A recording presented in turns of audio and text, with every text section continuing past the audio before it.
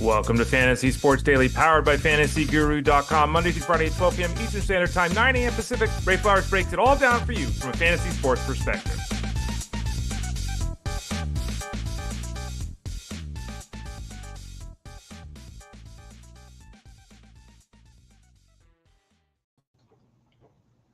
Morning, everyone. Ray Flowers of FantasyGuru.com. Oh, wow, that was hot.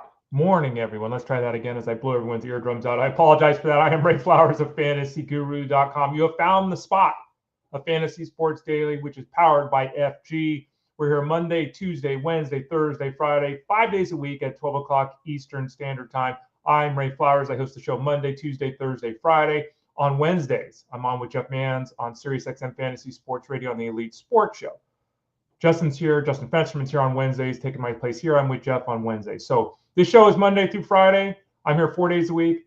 That fifth day of the week on Wednesdays, I'm with Jeff Manns on the Elite Sports Show, which is Monday through Friday at 3 o'clock Eastern Standard Time on SiriusXM Fantasy Sports Radio. And as we announced this week, we're excited. Justin Fenster and myself, we're coming back, folks. Game time. We were on last year 4 days a week. This year, we're on 5 days a week.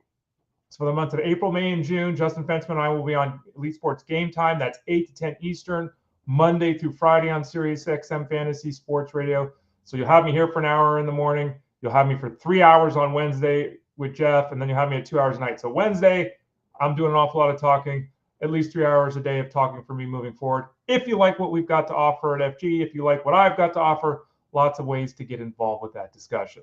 Head over to FG, click that subscribe tab in the top right corner and get signed up for all of our products. And I say that every day on the show here, but it's never been more applicable than it is today because we're going to have a hot one today. We're going to start the show talking a little bit of baseball here, what happened on opening day. We're going to visit with the DFS Marlin, Mark Hogan. The UFL, United Football League season, is about ready to get going. So we're going to talk to Mark about what that all means here in a couple of minutes. Again, we've got a product over at FG. We'll talk about how to get signed up, subscribe tab, top right corner. We'll also talk later in the show with Russell Clay about the NFL. So a hot show today, 3 different people, 3 different voices. We normally do 1 or 2. We're doing 3 today. We're breaking the mold, baby.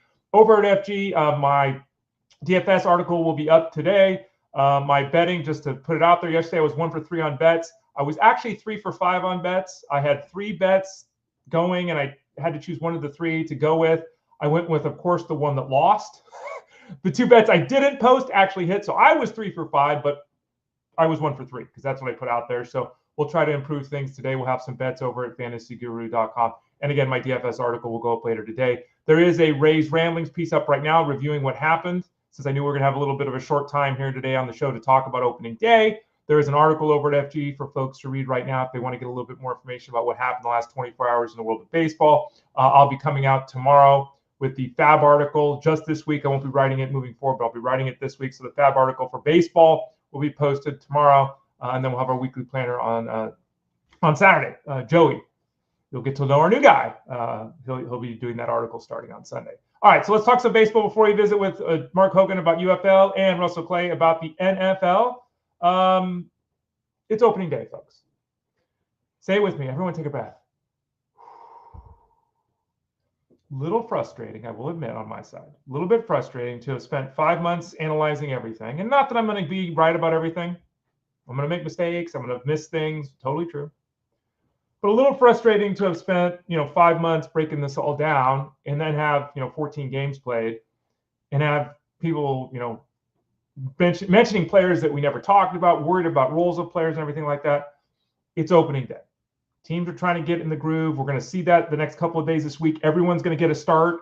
Guys that won't be starting very frequently, they'll be in the lineup. There are obviously scenarios where guys didn't start, which made me concerning. I talked about Mikael Garcia in the article today over at FG. But for the most part, it's opening day. Okay, so let's just realize teams are mixing and matching, trying to get guys involved, that kind of thing. In terms of pitcher workloads, wanted to look at that quickly on opening day. No one threw 100 pitches yesterday, though we did have quite a few guys throw 90 pitches. We had 9 different pitchers reach 90 pitches thrown. Luis Severino was at the top with 99, so he just missed out on that. So there weren't too many guys that were effective that were pulled early. Most of the guys that were pulled early, struggled a little bit. Zach Eflin, I guess you could look at. Sean Burke against the Angels, 6 shutout innings on 73 pitches. Ooh, Angels, geez Louise. More about Sean Burke in the article over at FantasyGuru.com. But yesterday was kind of a normal day. for opening day. And again, some of the top end guys getting to 90+ pitches, that's pretty good. In terms of the bullpen, lots of consternation with the bullpen. And look, I get it. I totally get it. But let's also keep things in mind here. It's opening day. Teams are mixing and matching. I saw people worried about Bedar. Bednar's been terrible all spring. We talked about that. People worried about Romano. He came in the 8th inning. Romano came in the 8th inning because he was facing Cruz, Wood, and Abrams. The Phillies brought Romano in to face the more difficult batters, right? That's why he pitched the 8th inning and not the 9th inning. We had Holmes with the Braves, Grant Holmes, come in relief, and everyone was kind of surprised by that. I get being surprised by that. That was unexpected, but he's not moving to the bullpen right now. He's in the starting rotation. The team has announced he's in the starting rotation. Could lose a spot in the rotation when Spencer Strider comes back. Could absolutely happen. But some of the wonkiness with the way players were utilized. Remember, some teams have a closer. The Guardians. Some teams have a closer. Other teams don't. So when you see Blake Trinan coming in the 9th inning, or you see Jose Alvarado coming in the 9th inning, understand that most teams, and this is why I don't like saves leagues, it's why I push for moving to solds leagues for years, it's why we've talked about in this show, why save leagues aren't any good anymore. Teams don't have one guy they're going to send out there 39 times. That's not the way most teams are. So seeing that matchup situation play out yesterday the way it did, not shocking. Josh Hader got a save, but he didn't pitch well. Emmanuel Clase blew a save. It was a rough day for bullpens. Tyler O'Neill, and I poo-pooed this on the show a little bit yesterday. I forget who mentioned it, but Tyler O'Neill, 6 straight days, 6 in a row on opening day with the home run. Remarkable. So shout out to him. He absolutely hit that. It was a massive performance for him as well. Mike Trout, what we talk about all the time, guys, leaning back into pitches, not turning their shoulder. And Mike Trout, first at bat, takes a pitch off his hand. At least he stayed in the game. So those are some of the big storylines there.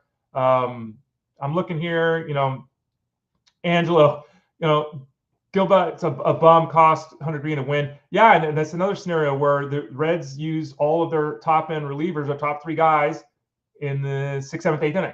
So they didn't have the guy for the 9th inning. That's another scenario where the Reds, I think it's Santillan still, as we talked about. But again, matchups, getting people involved, that's the way it's going to be. The bullpens in general were a mess yesterday in terms of the deployment and some of the performances.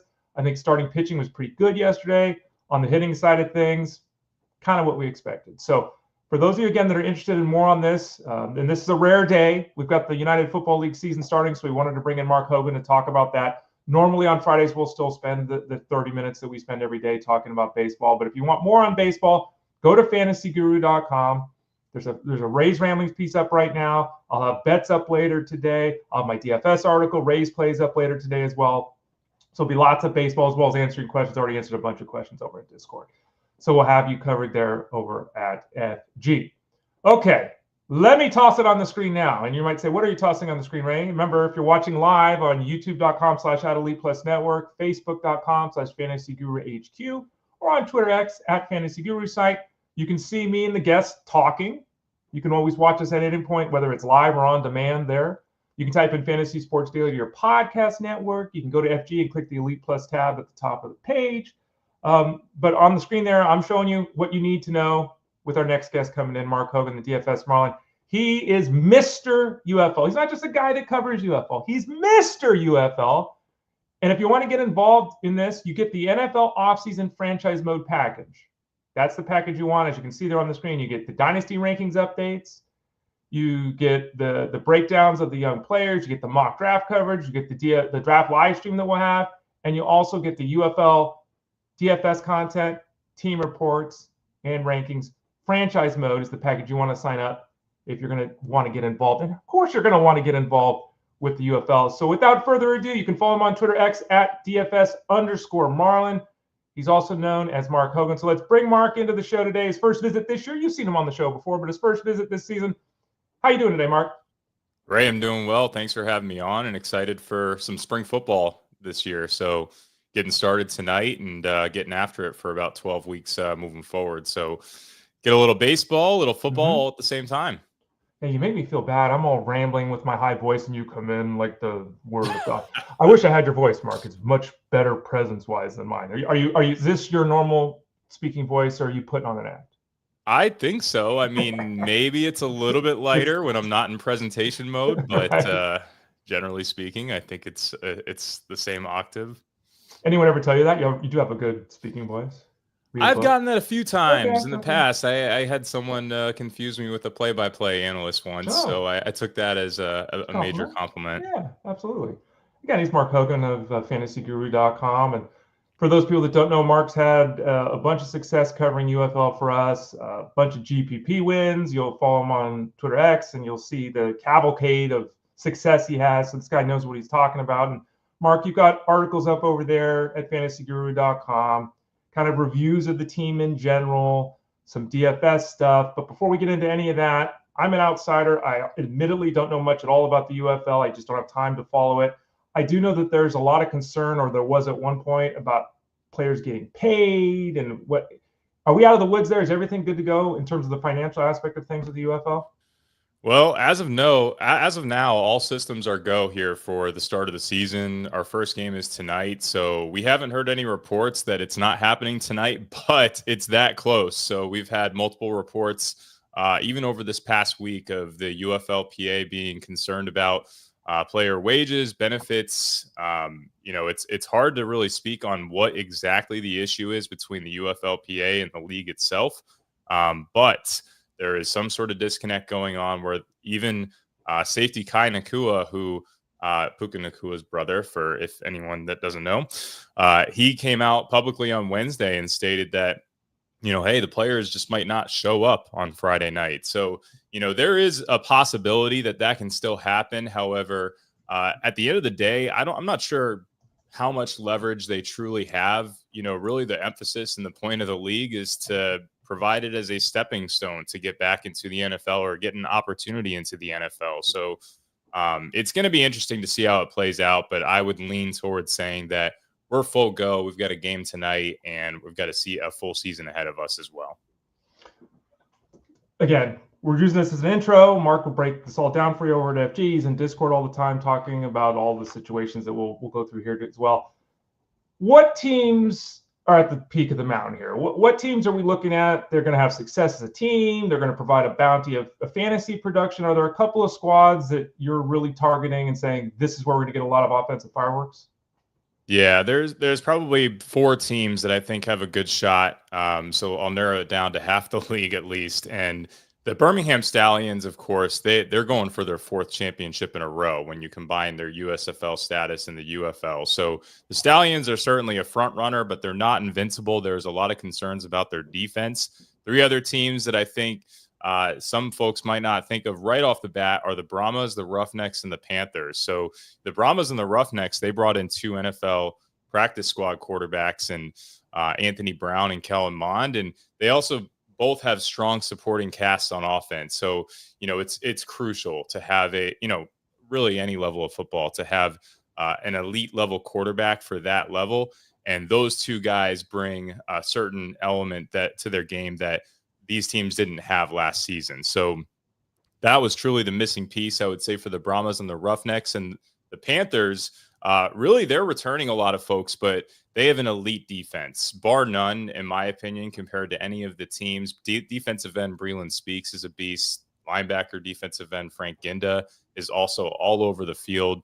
This defense will probably lead the league in sacks, and not to mention the quarterbacks in that quarterback room haven't changed, so they have a little bit more continuity going into this year. So I'm narrowing it down to 4 at least. We've got some bets on some futures bets in the Discord as well for anyone with the franchise package. Go ahead and check those out because those are my truly 2 favorite teams to win this year. Mark Hogan of fantasyguru.com. You can also follow him on Twitter X at DFS_Marlin. What about some players? So we talked a little bit about the team perspective. Some players that could surprise us. Everyone looks for sleepers or however undervalued players, however you want to term it, Mark. Do you have any names that you've kind of pinpointed here at the start of the season that you're really excited about a little bit more so maybe than the community? Yeah, there's a lot of obvious names out there, so I'm going to give some of the more obscure guys that could surprise us. Jacob Caboti, the running back for the Memphis Showboats. It's a completely new running back room. He floated around the Saints and Browns practice squad last year, but really no opportunities to showcase himself. So he's a guy that, it was a full-blown running back competition going into the Showboats camp this year and outright won the starting job. I do think running back Deneric Prince will get involved in the workload there, but Cabote really profiles as a 3-down back. So love him with the Showboats, and we'll get some very low price points to start the year off with in Cabote. Lorenzo Lingard with the Houston Roughnecks. So Mark Thompson, he was a spring football legend when it comes to spring football, who retired last year, leaving the Roughnecks. So Lorenzo Lingard actually came in completely new to the team, jumped Kirk Merritt in the running back depth chart pecking order. So that's, anytime you get one of these guys that come into the team and all of a sudden take that top spot, that's always going to open my eyes a little bit. Kalen Ballage with the Arlington Renegades, and that's a name that a lot of us might be familiar with. I don't think we'll ever see him back in the league necessarily, but this is a physical back that, came in and dethroned Davion Smith's role in camp this year. So I think Kalen Ballage will provide a lot of goal line opportunities and a lot of early down work here. Another lower price running back, a couple of receivers out there that we should keep an eye out for. Wide receiver Frank Darby with the St. Louis Battlehawks. So our standard names are Hakeem Butler and Ja'Cour Pearson, but one name that we're missing from the Battlehawks this year is wide receiver Darius Shepard.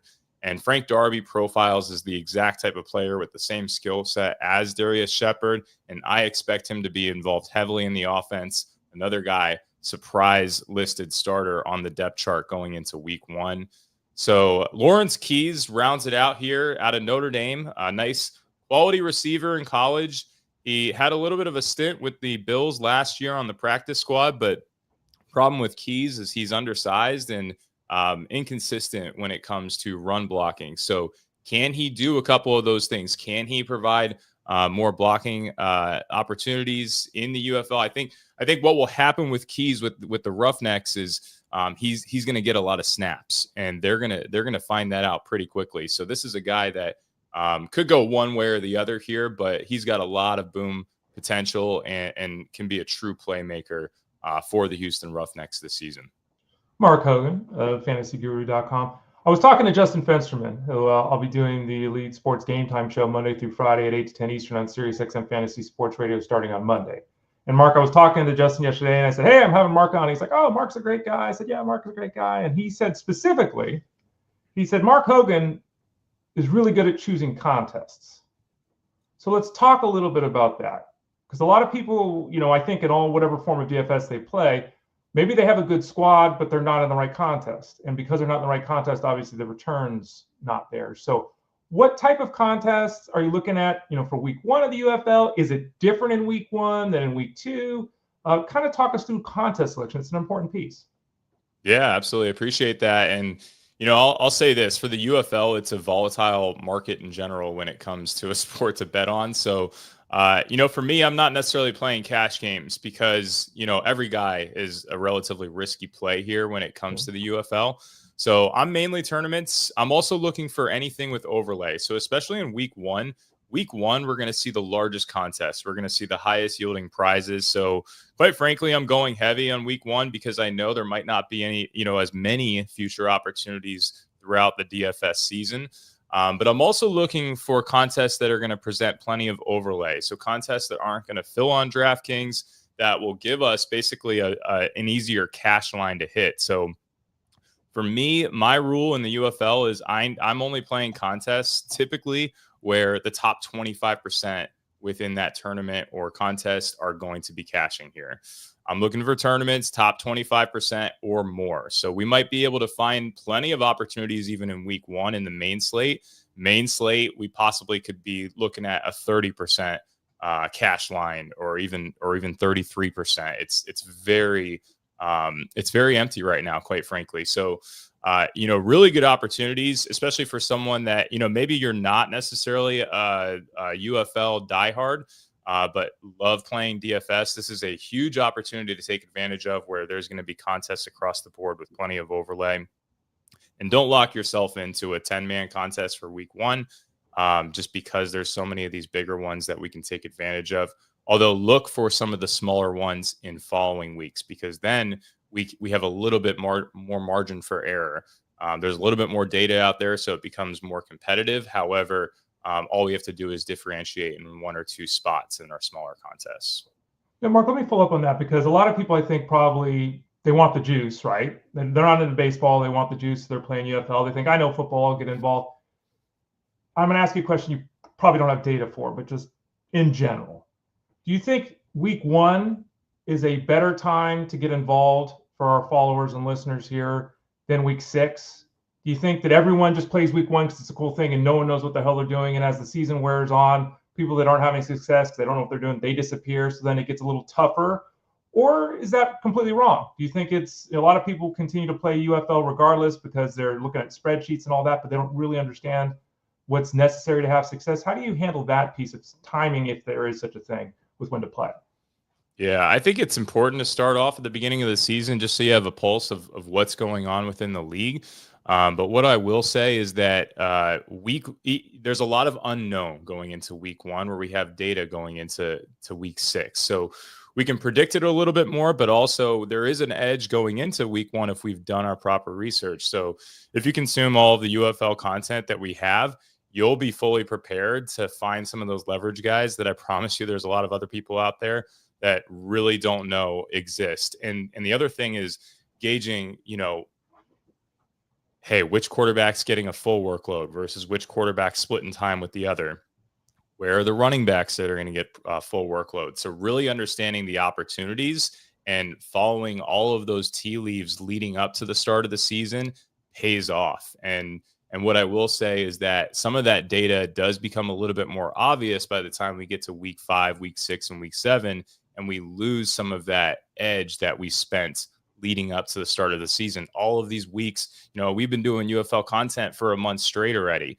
So all of these weeks leading up have been to prepare us for week 1, where by the time we get to week 6, things can change on a week-to-week basis, and we're all kind of operating with the same level of information. Mark Hogan at fantasyguru.com, as you can see on the screen there, and as you can also find in the description below. We have the NFL franchise mode. That's the one you want to sign up for. Go to fantasyguru.com, click the subscribe tab in the top right corner. Sign up for the franchise mode. That'll get you all the UFL stuff that Mark's talking about here with us on the show today. Mark, in terms of week 1 DFS, lineup building, you got some thoughts, some general thoughts, not even necessarily player A or player B, but just some general ideas on lineup building, or do you have some specifics you want to toss out today? Yeah, well, I'll say just in general, a dual running back strategy is even more viable in the UFL than sometimes NFL contests. Mark, let me stop you. Let me stop you. I should have asked this because a lot of people probably play UFL. What's a starting lineup? Is it the same as the NFL, the starting lineup? So when you're saying dual, you're talking about starter and backup being active in your lineup, but same starting lineup in UFL? Yep. So if I'm looking at the Memphis Showboats, maybe I roll out Jacob Caboti and running back Deneric Prince in the same lineup in a 4-game slate. And I'm much more open and willing to do that because there's only 4 games, but also because we see that offenses click at a much less, they hit on a much less capacity. So, we might only have 2 offenses that run the ball successfully out of the 8 teams that played over the course of the weekend. And so all of that room for running backs goes into those 2 teams. So we can easily deploy a dual running back strategy, have both running backs pay off, where one gets a lot of the receiving yards, one, maybe gets a lot of the rushing yards. They both score a touchdown, and we're golden. Now, what I will say from a larger perspective is our lineups are going to consist of a lot more flex spots. So in UFL DFS, we've got a quarterback, we've got just 1 running back spot, we've got a couple flex spots and a couple wide receiver / tight end spots, along with a defensive position. So we could technically roll out 3 running backs in our starting DFS lineup when it comes to strategy. However, what I will say is that DraftKings, we've got that heavy weight on full PPR. So, at the end of the day, we want to make sure that we're targeting guys that are going to get catches too. And oftentimes I find myself building out more receivers and a maximum of 2 running backs in a lineup. I will say, outside of the dual running backs, though, one very contrarian, unique strategy that we've been able to deploy in previous seasons within spring football is rolling out actually a dual quarterback strategy. So because we have so many quarterback committee situations that we'll see on a season-to-season basis, oftentimes in showdowns specifically, we can go ahead and deploy as many quarterbacks as we want in our flex spots and captain spots, oftentimes getting inexpensive pricing on our second quarterback. And what will end up happening often, a lot of times, is that when we see these quarterback committees, we get one guy that's primarily more of a rushing quarterback, one guy who's primarily more of a passing. Guess what? One, rolls in with a rushing touchdown, one rolls in with 2 passing touchdowns. Both have fully paid off in a showdown contest. So it's a very contrarian strategy. We've even had some contests where we've deployed 4 quarterbacks in the same showdown and seen success with it. So it's viable and something that you would never see in the NFL. So if I'm getting this right, Mark, and again, you're the expert, I'm not at all. What I'm hearing you say in general is that we're not being contrarian to necessarily be different. We might be contrarian compared to the field because we're identifying scenarios specifically where, like you said, only one of these 8 teams is going to bang this week on the running back, or only 2 of these 8 teams are really going to have success at the quarterback position. So you're not trying to be necessarily contrarian just to avoid the chalk. You're thinking this is really a direction to take because you've analyzed the game flow, you've analyzed the offenses, and that is what's leading you to these decisions that seem on the surface a little contrarian. Yeah, it seems contrarian, but I'm not necessarily doing it, like you said, just to be different. I'm doing it because, that we have inclinations that both guys are going to provide some sort of value. For example, this weekend, one dual quarterback strategy that I would even recommend deploying would be with the St. Louis Battlehawks.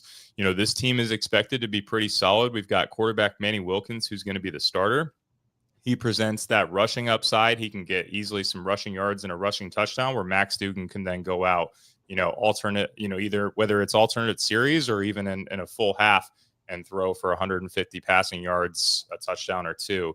And the other, the last to this point, to just close it out here, is I'll point out that we don't need as many points from each position or player to knock down a tournament. So this isn't like the NFL where every guy's got to hit 30 points to get you to that top spot.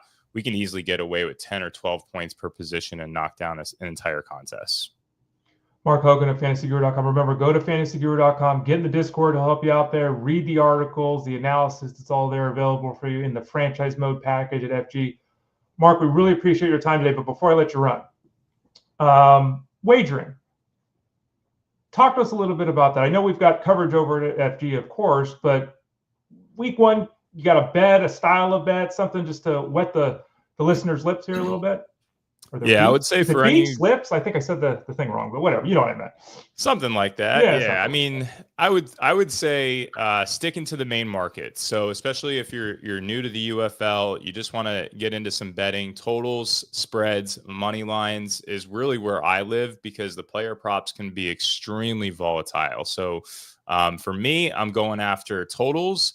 I'm going after spreads. I'm going after money lines, a combination of a few. I'll give one out here as a teaser. We got the rest in the Discord, but I'm a big fan of the Houston Roughnecks. I think they're in for a huge bounce back season. St. Louis Battlehawks. They play the St. Louis Battlehawks this weekend, actually tonight. And I think the Battlehawks are a bit overrated given the questions that they have in their quarterback room.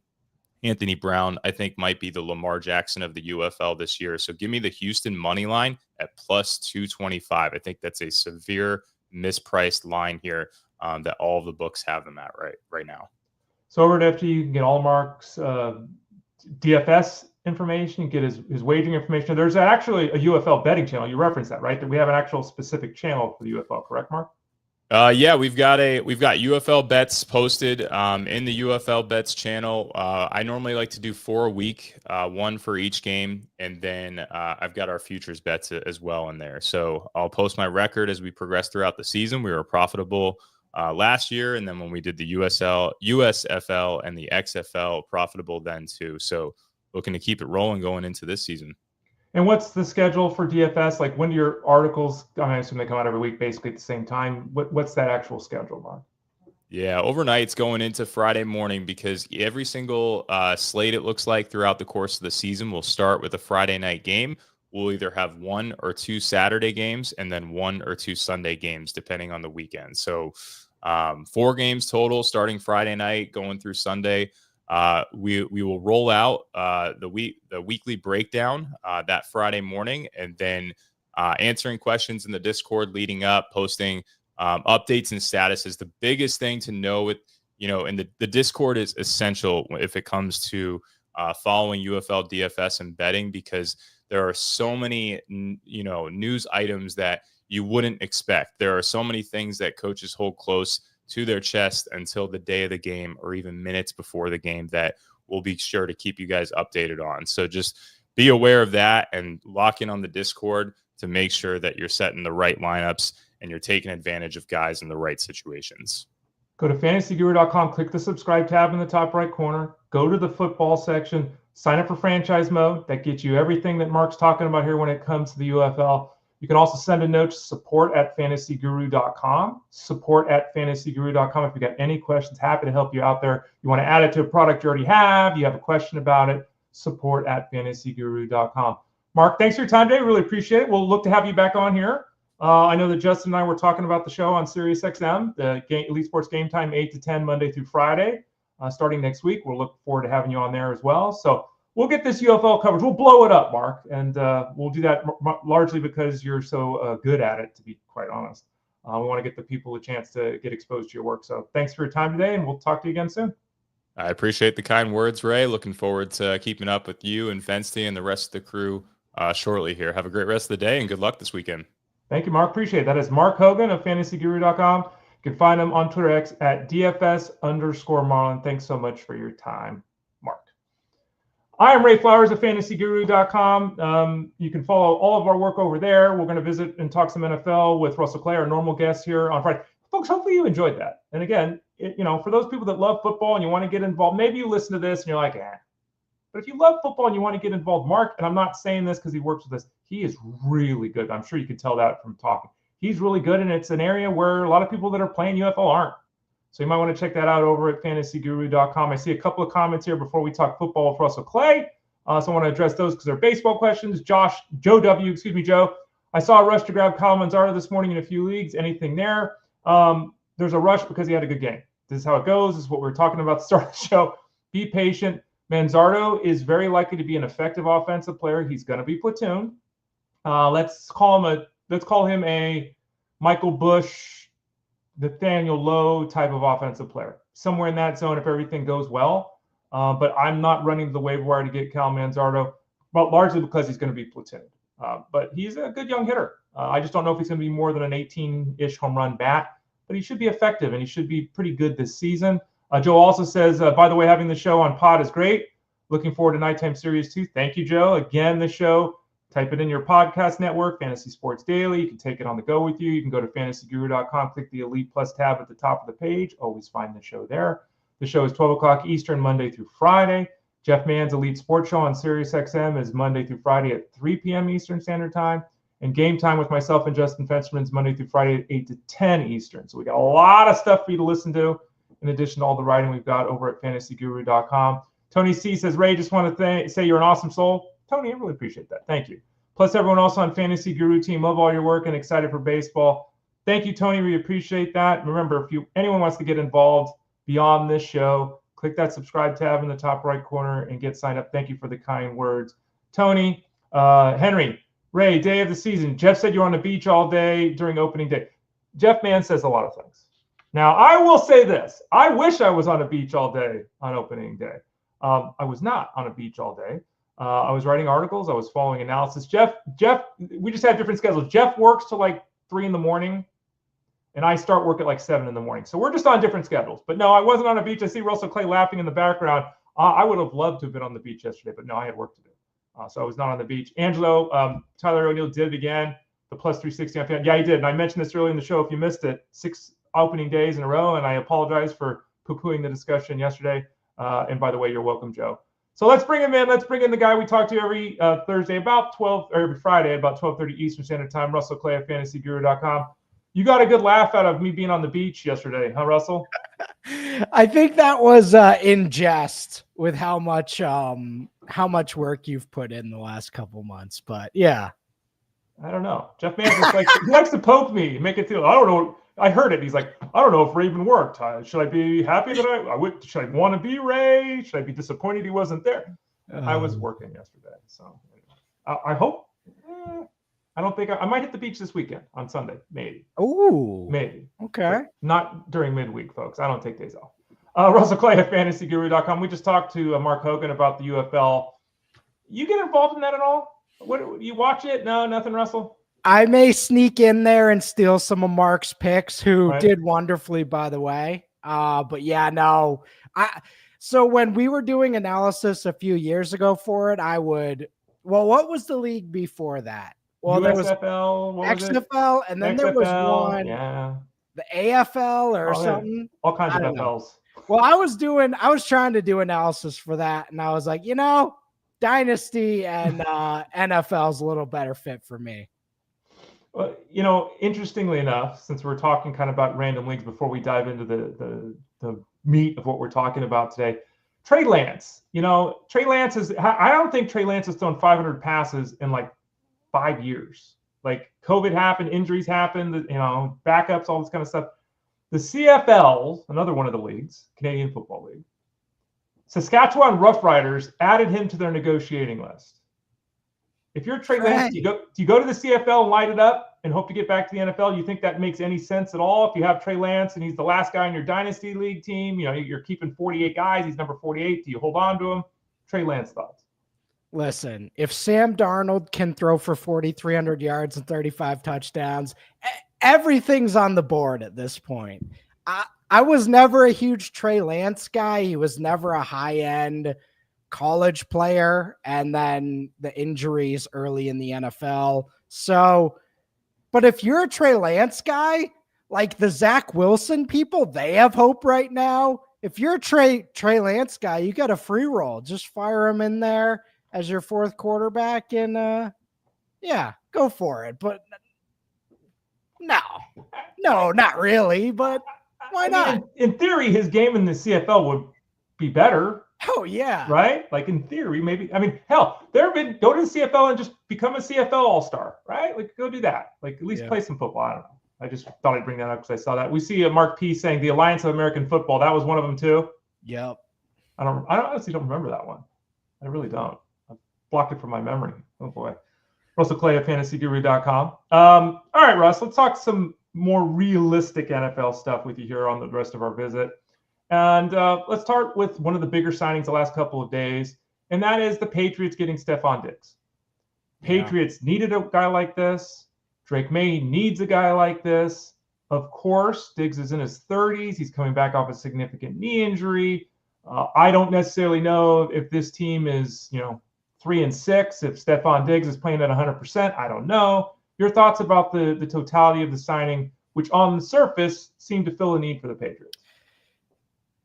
Looks good. I think I'm in.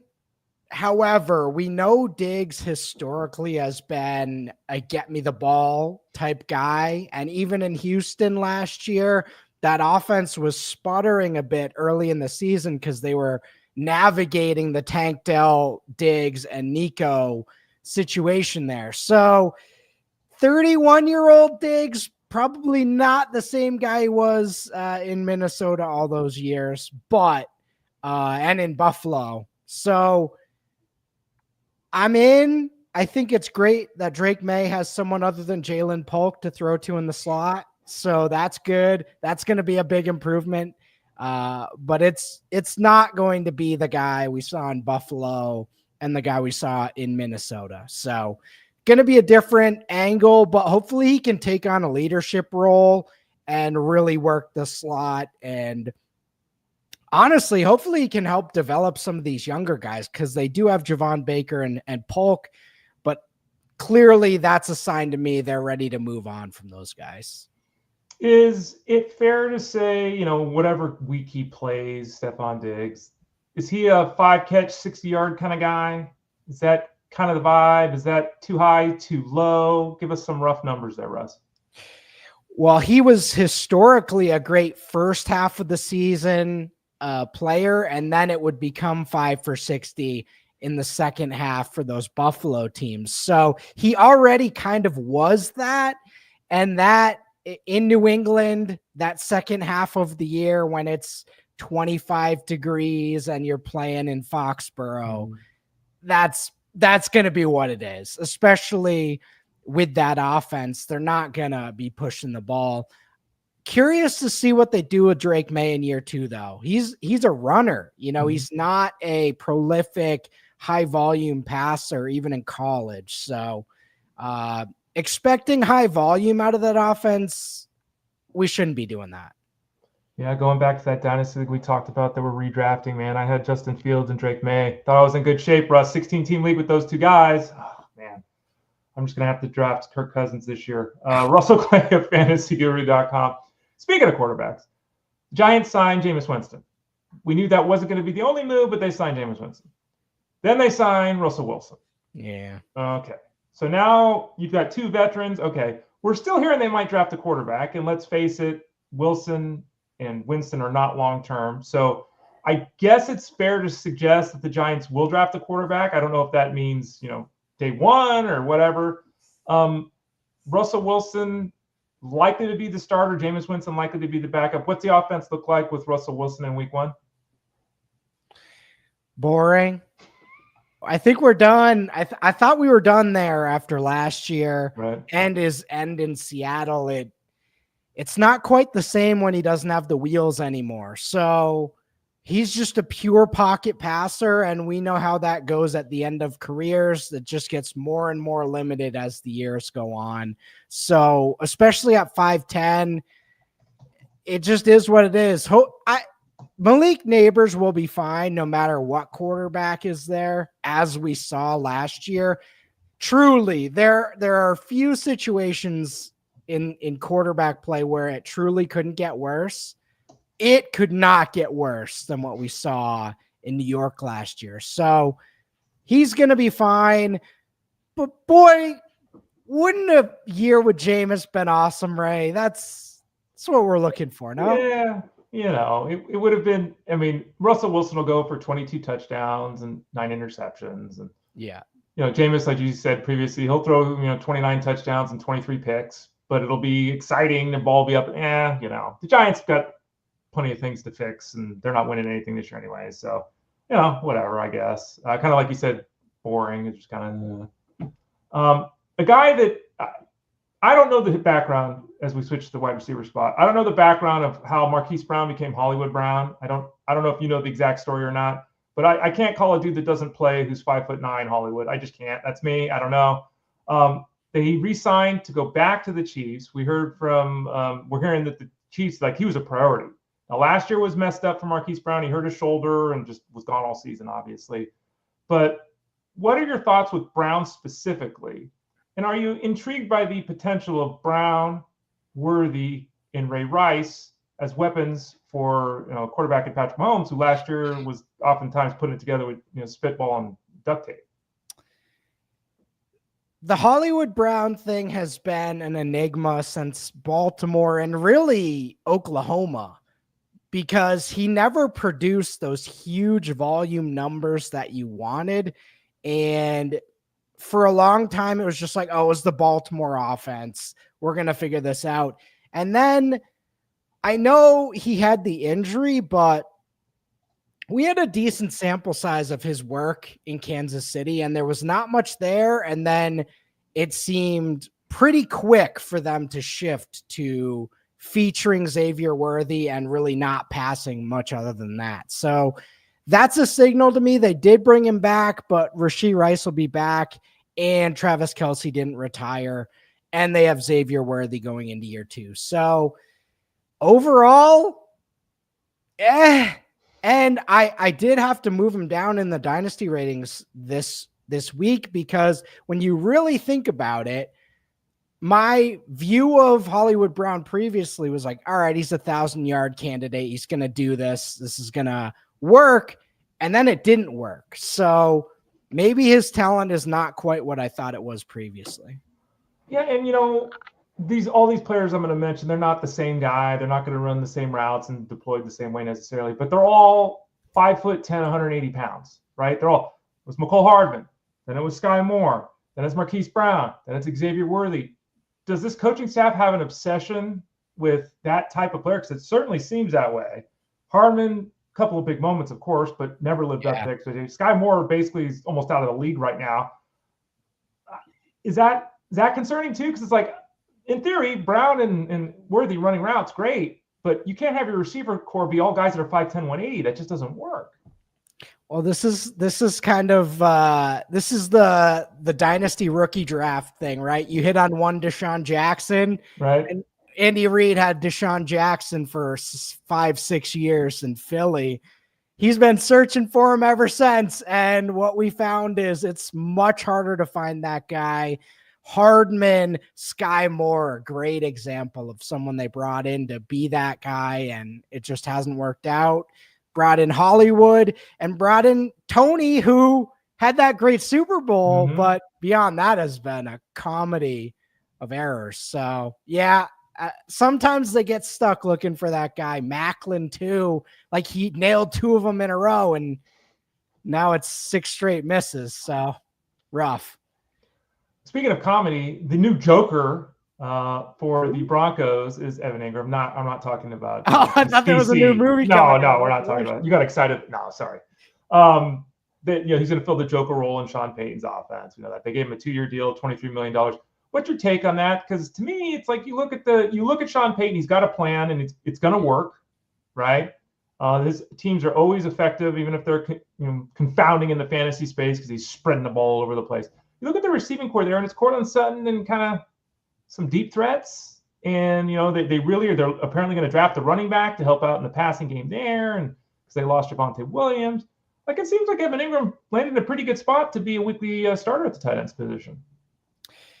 Yeah, Evan Engram, not bad, but more real football utility than fantasy. In Jacksonville, he was set up to be that main featured guy, especially when Christian Kirk gets hurt or some young player isn't producing, or in Parker Washington's example, fumbling or getting false starts instantly as soon as he touches the field. So when you look at Engram in Denver, they run a very different system. Bo Nix, started off the year as a throw 40 passes all within the first 3 yards of the line of scrimmage, but they expanded that as the season went on, and they became run heavy and more deep targets. So I like it, but not nearly as much as I did in Jacksonville. Russell Clay at fantasyguru.com. A couple of guys that are still free agents, veteran players I just want to ask you about because we spent so much time talking about who is signed. Let's talk about a couple of guys that haven't signed. Amari Cooper. Yeah. Your thoughts? I know we've talked about him in the past too. It's like heading into last year, it's 70, 1,000 every year, going to end up in the Hall of Fame even though no one realizes it, kind of thing. And then last year, 2 teams or multiple teams didn't do much for either team, went to Buffalo and wasn't on the field. When he was on the field, they didn't bother throwing him the football. There was stuff happening away from the field. Like, he's still a free agent. Are you surprised by this? And, even if he ends up in a place where in theory it looks good, are you in or out on Amari Cooper?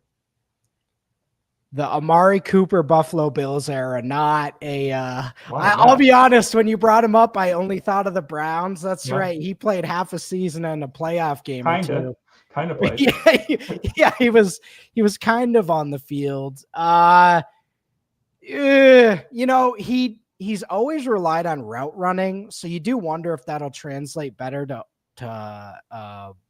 older age. But what we've seen in those awful situations has been not much. So if he gets with a good quarterback, I could see some chemistry hitting, but it's going to have to be, a Mike Evans with a Baker Mayfield, or a veteran quarterback like a Kirk Cousins, like they sign randomly somewhere together and it kind of works like that.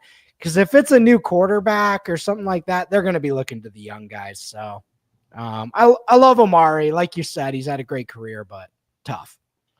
Keenan Allen's still out there. You more bullish on him? Again, we don't know. It all depends where a guy signs. But are you more bullish on what he's got left and what you saw last season on Keenan Allen so that he could be that 560 guy if he's in the right spot, or has time finally caught up to Keenan Allen? Oh man, he looked done in Chicago, and not done physically, like done like this is it for me. I'm good. I've had 700 catches in my career. I am not winning on these teams unless he goes to a real contender. But I think we've seen the best of Keenan Allen, and even last year it was tilting towards the end. Running back J.K. Dobbins came back from injury last year and was better than I thought. Of course, he got hurt again last season, as we all kind of thought would happen. He's been replaced by Najee Harris with the Chargers.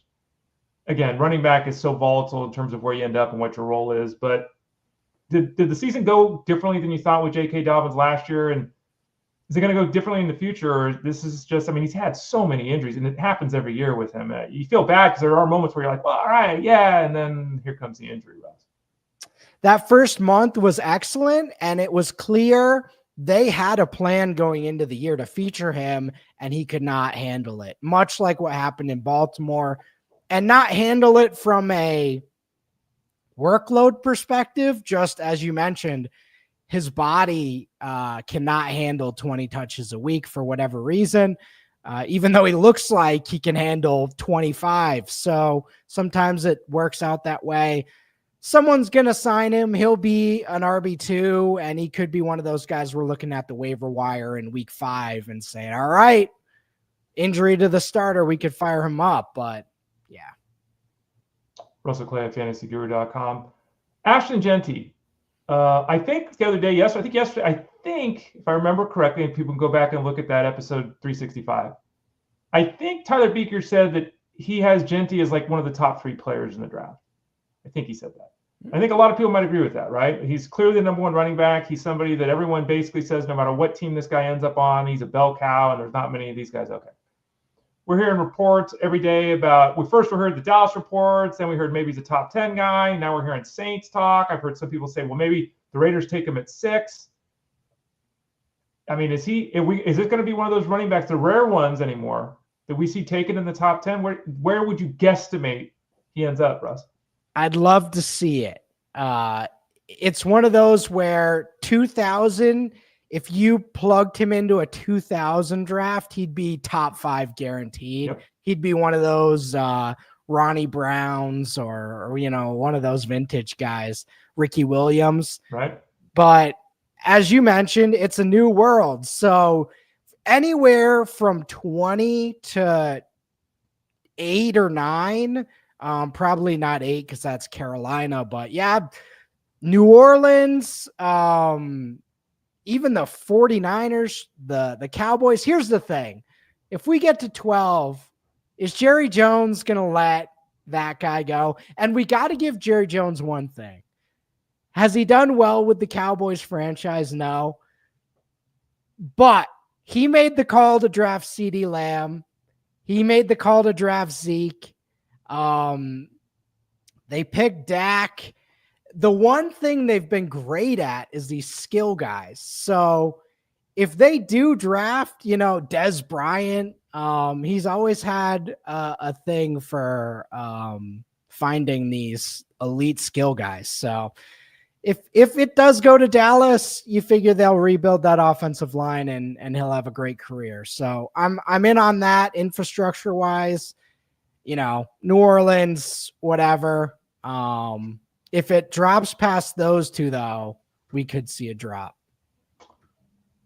What about, and I'm going to name a bunch of guys here just to do any of these pop for you.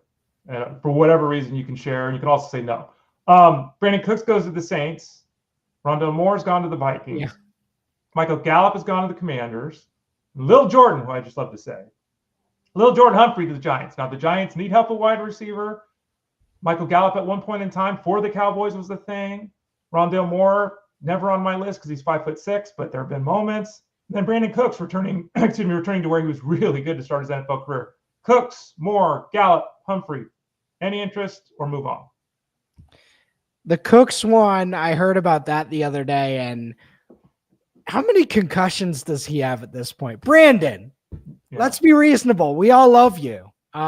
This is not the Brandin Cooks from years ago. And they have Rashid Shaheed and Chris Olave, that is quite the trio there. Right. So that's pretty interesting, but overall, a lot of these guys are going to play snaps, but not produce fantasy relevant results.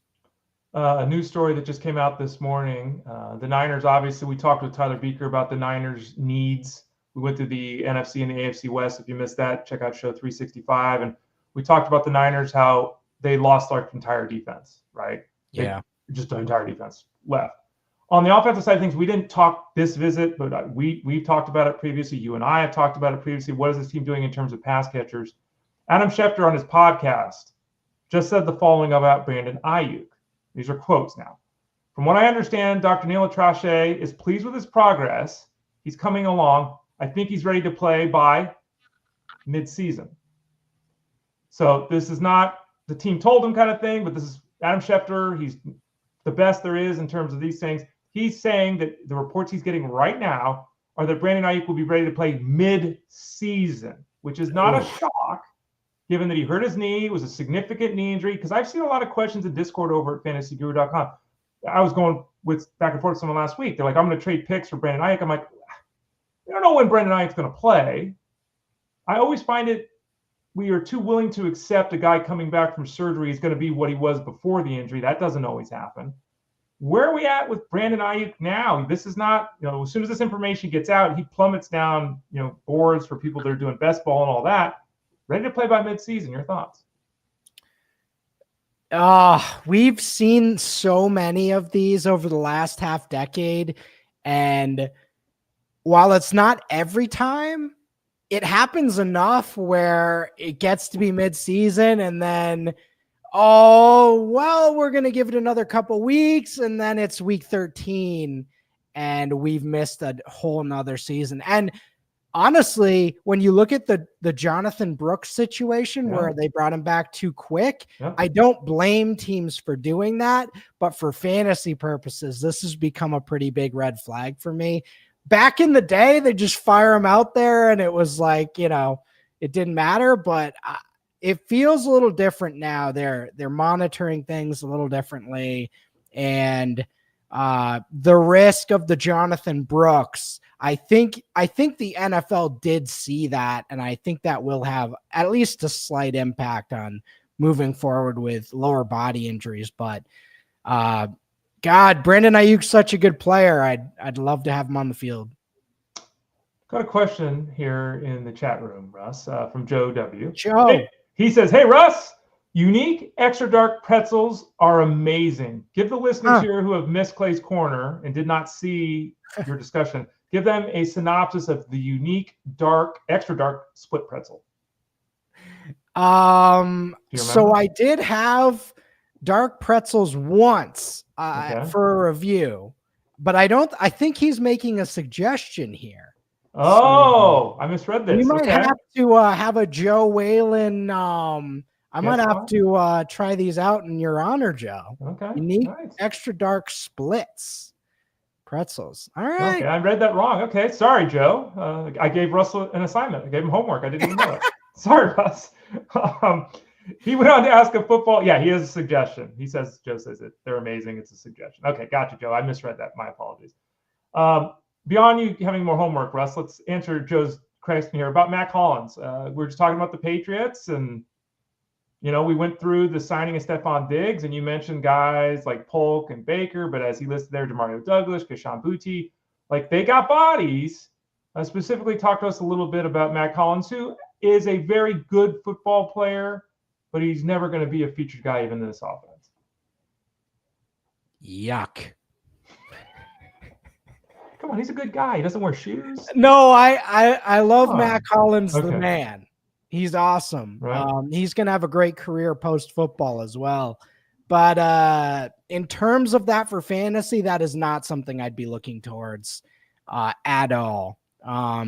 Booty, former 5-star prospect, actually emerged in that depth chart last year. So that was a curious development. They have this DeMario Douglas situation where he came off the street and he's better than they expected, but not a guy who's going to be fantasy relevant. And then Jalen Polk, the second rounder, you wouldn't expect they'd give up on him after 1 year, but it's been pretty gnarly. And by the way, for those of you, we had a discussion earlier about Ashton Jeanty. There's a player profile of him over at fantasyguru.com. It's part of the rookie player profile series done by Russell Clay. So that was up a couple of days ago. It's posted. Who else do you got coming down the chute there in terms of those rookie profiles, Russ? You got a list for us that you could rattle off? So we have Amari and Hampton up on the site as another running back, and Quinshon Junkins is an Ohio State running back that is coming out today, and he is a really strong prospect. This is one of the best running back classes of the decade. So if you're desperate for running backs in this offseason, you have struck gold because there's about 15 of them coming in. And I know Tyler Beaker has a bunch of wide receivers that he's doing in terms of profiles. So stay tuned for that. Russell Clay at fantasyguru.com is always in Discord. He updates the dynasty rankings. How often do you update those at this point on the calendar? Once a week. Once a week. Okay. And do you find much movement? Is it mostly just those free agent signings? There's not a lot popping right now, right? Yeah, not a lot, but I will say on Tuesday's live stream, we took a look at the rankings, and talking with Tyler and Armando, you can kind of recalibrate the engine a little bit. All right. So yeah, that's where most of the updates came from this week. Yeah, and the live stream is every Tuesday at 7:00 Eastern time. How often do you do pretzel reviews? Clay's Corner. How is it? There's no real schedule. It's kind of just when it strikes you, right, Russ? Yeah. So I've done a few I did one with Tyler, and I did one with my buddy Nathan Powell a few weeks ago. Those are on TikTok right now. And the pretzel reviews have been on a hiatus, but Joe, we might have to throw this one out there. Remember, the unique extra dark splits pretzel. I don't know if I've seen that one. I might have to find those on Amazon or something. There you go. Yeah, there you go. I'm sure you can find it nowadays. Russell Clay at fantasyguru.com. You can find him on Twitter at X at Russell J. Clay. You can find him in Discord. Is it Russell J. Clay 17? I always get it. I think that's it. Something like that. Yeah. Just type in Russell Clay. It'll pop up. But it's Russell J. Clay on Twitter X as well. He joins us here every Friday on the show. We talk football, start about 12:30 Eastern Standard Time. I want to thank Mark Hogan, who came on. If you missed that, Mark Hogan came on and spent about 25 minutes with us talking UFL. So check that out. Go to fantasyguru.com. Click the subscribe tab in the top right corner. You get franchise mode if you want the UFL. Get any of the football products in general if you want to get Russell's work looking into 2025 and moving on. Thanks for your time today, Russ. We appreciate it. Have a great weekend. Are you going to any card shows, anything like that this weekend before we let you run? No card shows this weekend. Yeah, that's okay. Maybe next weekend. Maybe you'll hit the beach. Who knows? Jeff Mans can then make fun of you instead of me. I don't know. Thanks for joining us today, Russ. Appreciate it. Thanks, Ray. You got it. He's Russell Clay. I'm Ray Flowers. We'll be back here on Monday. Remember, Monday's a big day. This show, 12:00 Eastern Standard Time. Jeff Mans' Elite Sports Show at 3 p.m. Eastern Standard Time on SiriusXM Fantasy Sports Radio. And then the return of Elite Sports Game Time with me and Justin Fensterman, 8 to 10 Eastern Time on SiriusXM Fantasy Sports Radio. Starting Monday, we'll be going for the next 3 months, Monday through Friday at 8 to 10 Eastern. For Russell, I'm Ray. Have a great weekend, folks. We'll see you again on Monday. This has been Fantasy Sports Daily, powered by fantasyguru.com.